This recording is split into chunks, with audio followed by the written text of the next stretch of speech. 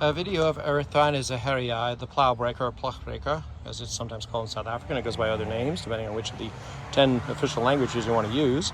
It's found in eastern South Africa. It's a summer grower, and it's sort of my pride and joy here in the garden because nobody grows this in New York. It does get a lot of wood chips for protection from deep freezing in the winter, although it does take some freezing in habitat and veld fires as well. It's the only plant in its genus that is truly herbaceous. The rest of them are trees or shrubs.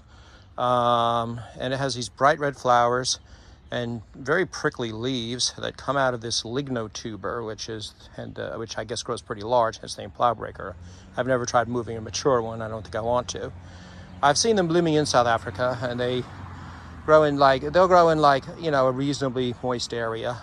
They don't, they're not dryland plants at all, where they grow in the mountain slopes or in areas right even around the Joburg area, Pretoria area.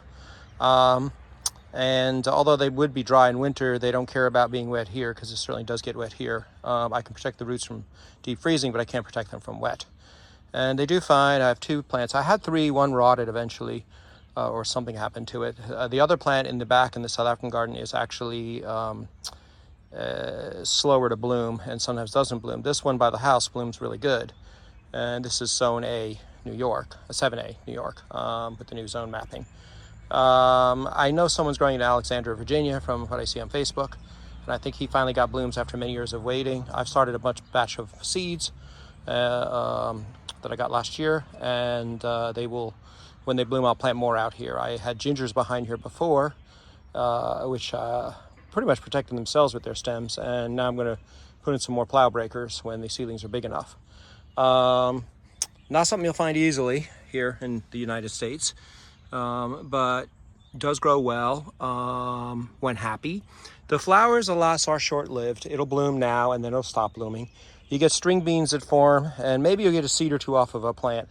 I suppose if there was more than one clone, you get more seed because maybe it's semi-self-sterile or something, or the heat might bother it because it gets cool nights where it's from most of the time. But otherwise easy to grow. Critters don't seem to bother it, and when you look at the leaves close up, you would see why. You can see it has those nice little sharp thorns on every vein, on the undersides and on the top sides. So yeah, you don't want to mess with, ooh, there's a Japanese beetle trying to do something. Well, he's not going to get very far. I'll take care of him right after the video. But yeah, beautiful, sort of like a red lupin with giant prickly leaves. And even when the flowers are gone, you've got this massive prickly foliage that's quite interesting. In dry summers, sometimes spider mites will be an issue, but any miticide will take care of that. Other than that, rain and nature does a fine job. There's no sign of it this year. So it is a cool plant if you can get your hands on seed of it to grow. You probably won't find plants in the United States. And even seed you have to import, most likely.